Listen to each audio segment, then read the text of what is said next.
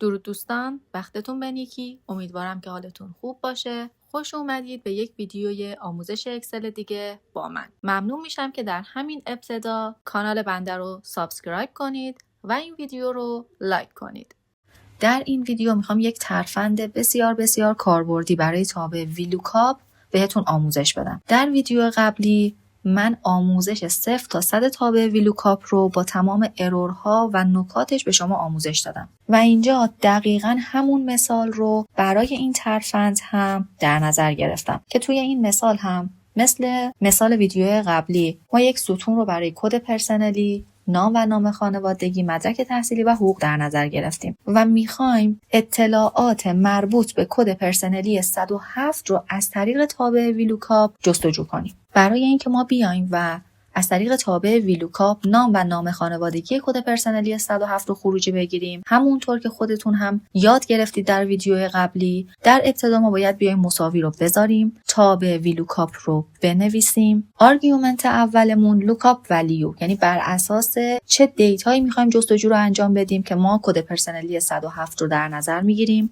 کاما رو میذاریم. تیبل اری میشه کل دیتای ما که ما میایم کل دیتامون رو انتخاب میکنیم، کاما رو میذاریم. شماره ستونی که میخوایم خروجی بگیریم رو باید تو قسمت کالم ایندکس نامبر وارد کنیم که ما نام و نام خانوادگی میخوایم، پس شماره 2 رو وارد میکنیم و ازش میخوایم که خروجی دقیق بهمون بده. پس بعد از اینکه کاما رو گذاشتیم عدد 0 رو وارد میکنیم، پرانتز رو میبندیم و بعد اینتر رو میزنیم که نام و نام خانوادگی کد پرسنلی 107 رو برامون جستجو میکنه و اینجا وارد میکنه. حالا اگر ما بخوایم مدرک تحصیلی و حقوق مربوط به کد پرسنلی 107 رو پیدا بکنیم، باید به صورت جداگانه برای هر کدومشون ویلوکاپ بگیریم. اما اینجا میخوام یک ترفند دیگه به شما یاد بدم که با یک ویلوکاپ و با یک حرکت بتونید تمام آیتم هایی که مد نظرتون هست رو از طریق ویلوکاپ به دست بیارید. کاری که باید انجام بدیم این هستش که باز هم برای نام و نام خانوادگی در ابتدا میایم مساوی رو میذاریم، تابع ویلوکاپ رو وارد میکنیم. بعد از اینکه پرانتز باز شد،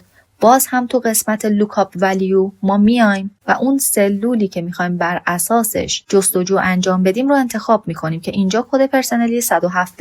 ما دوباره انتخابش میکنیم، کاما رو میذاریم. تو بخش تیبل اری باز هم کل دیتامون رو انتخاب میکنیم، باز کاما میذاریم. نکته اصلی توی این قسمته، تو قسمت کالم ایندکس نامبر. اینجا در حالت عادی ما میایم میگیم که شماره ستونی که میخوایم خروجی بگیریم چنده. میگیم ما میخوایم نام و نام خانوادگی رو خروجی بگیریم و ستون مربوط به نام و نام خانوادگی 2، پس باید میومدیم اینجا عدد 2 رو وارد میکردیم. اما اگر به جای 2 ما بیایم کروشه باز کنیم که کروشه رو شما با شیفت و علامت کروشه میتونید بذارید. بعد از اینکه کروشه باز شد، به جای عدد 2 شماره تمام ستون‌هایی که می‌خوایم اطلاعاتش رو به ما برگردونه رو داخل این کروشه وارد کنیم، میتونیم به صورت همزمان هم نام خانوادگی، هم مدرک تحصیلی و هم حقوق رو با همین یک دونه تابع ویلوکاپ به دست بیاریم. یعنی چی؟ کروشه که باز شد، اولین آیتمی که ما می‌خوایم بهمون برگردونه نام و نام خانوادگیه.